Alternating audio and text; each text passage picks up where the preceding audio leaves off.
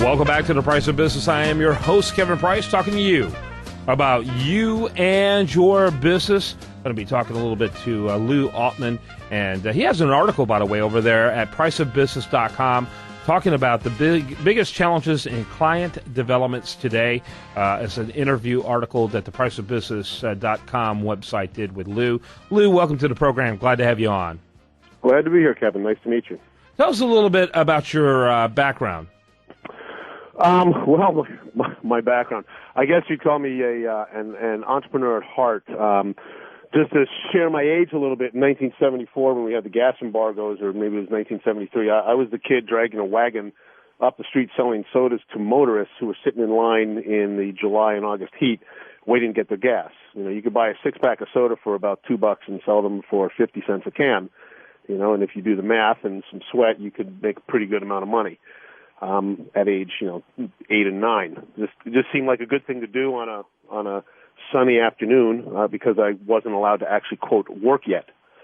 From there, I spent some time in college and got a degree and an MBA and went to work in the financial industry, and that just wasn't proven to be fulfilling enough. So I went out on my own. I started a company renting and leasing cell phones that work around the world, and this is at a time, keep in mind, when your cell one phone from Boston wouldn't even work in New York.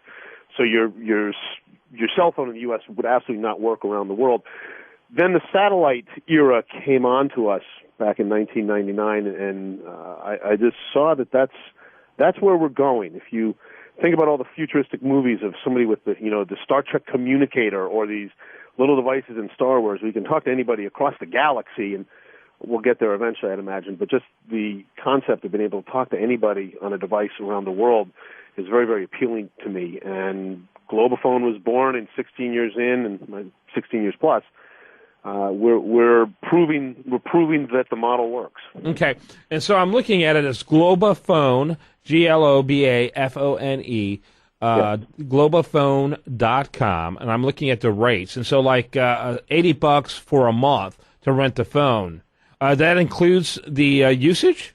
No, that doesn't include the usage. What we've done is we've parsed out the rental and then the airtime so that it gives people the opportunity to choose the amount of airtime they're going to be using. You can buy blocks of 25 minutes, 50 minutes, as many minutes as you want. And keep in mind, that's only on the rental side. We also sell the hardware and rate plans across 5 different networks. So literally, whatever your mission is, whatever your requirement is, wherever you have to be, we've got a solution that's going to work there. If you need to rent a phone for a week or a month, yeah, you can rent it for $80, and I think 25 minutes will cost you about $50. And that's it. We send the phone to you. You get it the day or a couple days before you leave. We include a return pack. When you're done, you send the phone back to us. Yeah, very interesting. Who are what would be a typical customer for a company like yours? Well, there's a vast range, and the reason there's a vast range, and it's not only on the rentals but also the sales. I mean, our main client base at Globophone is federal, state, and local governments. We've got some very high-profile federal clients, many of whom we're not allowed to discuss. We work with defense contractors, airlines, consumer products. Then there are folks in the marine industry, folks who own boats and their commercial vessels, all the way down to people who go backpacking for a week, or they're going hiking or kayaking or snowmobiling, trekking, people who go to Alaska, the Antarctic, Mount Kilimanjaro. We've had our phones on Mount Everest. So there's a very wide range of who will use a satellite phone and for what purpose.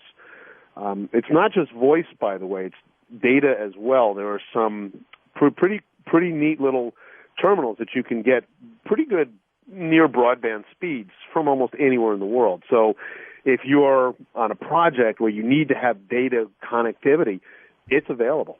Mm-hmm.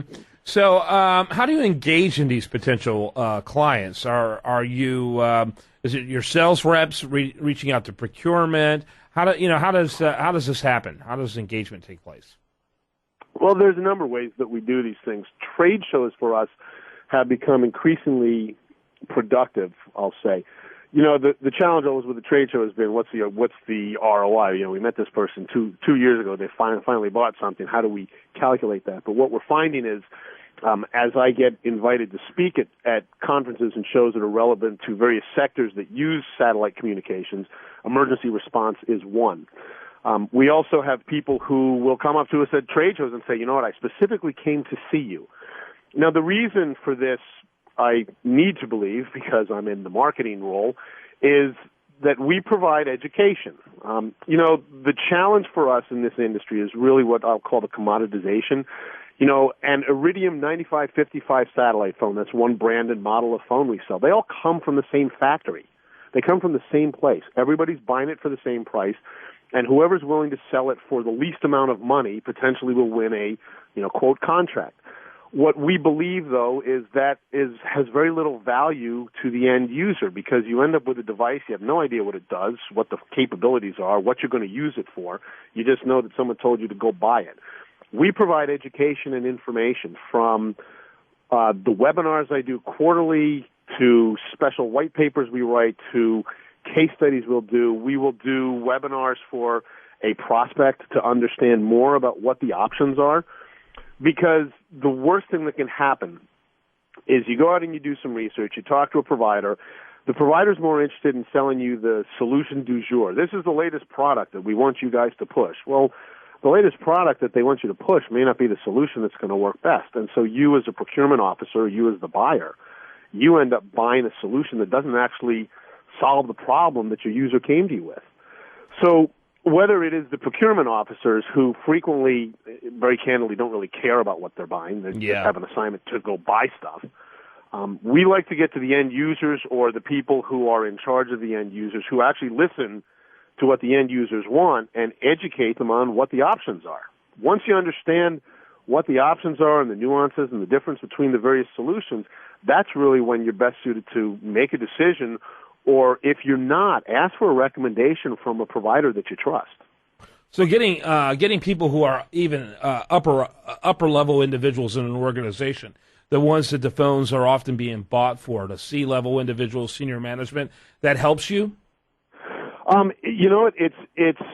It's almost a scattershot. It really depends, and the reason it depends has to do with the organization itself. For example, our points of contact at various organizations we deal with include heads of security, chief of the campus police, the IT department, the telecom manager, and the CIO. So when you have that kind of disparate prospect pool, it almost becomes more of a pick and choose game as to who you really want to focus the message for. Certainly the CIO gets a little bit of a different message than the head of campus security is going to. Head of campus security is boots on the ground, needs to know solution works here and there. CIO has a little different perspective. Yes, wants to know that it works, but wants to know that it's cost effective in solving the problem that you actually wanted it to solve. So there's a wide range of people we end up talking to. I would estimate within our client base we probably have between 20 and 25 different titles who are the key contacts for satellite communications. Yeah, Lou, I got to wrap it up. By the way, no problem. You can find Lou ALtman at priceofbusiness.com. Lou, your website real quick. www.globophone.com. Globophone.com. Thanks so much. Thank you very much for your time. When we come back, much more for you. I want to remind you, best content here shows up over there at usdailyreview.com, and this is The Price of Business. It's been getting so hard to live.